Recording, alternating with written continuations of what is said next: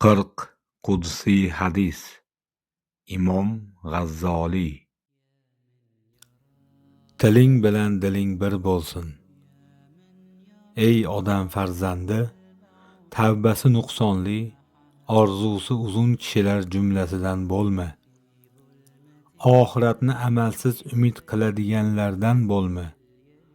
Obidlarning gapini gapirib, munofiqlarning amalini qiluvchilardan bo'lma. Agar bersa qanoat etmaydigan, bermasa sabr qilmaydiganlardan bo'lma. Yaxshilikka buyurib, o'zi uni qilmaydigan, yomonlikdan qaytarib, o'zi undan qaytmaydiganlar jumlasidan bo'lma. Solihlarni yaxshi ko'rib, o'zi solih bo'lmaydigan, munofiqlarni yomon ko'rib, o'zi munofiq bo'ladiganlar jumlasidan bo'lma. Bajara olmaydigan narsasini gapiruvchi, buyurilmagan narsani bajaruvchi, vafodorlikni talab etib, o'zi vafo qilolmaydigan kishilar jumlasidan bo'lma.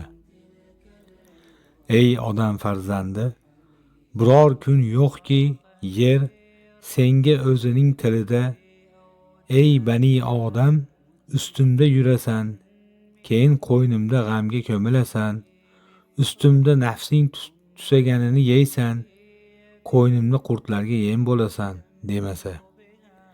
Biror kun yo'qki, yer senga o'z tilida, ey bani odam, men qo'rqinch uyiman, sen so'roq qilinadigan uyman, kimsasiz uyman, zulmat uyman, ilonlar u chayonlar uyman. Bas, meni xarob qilavermasdan obod etmaysanmi, demasa.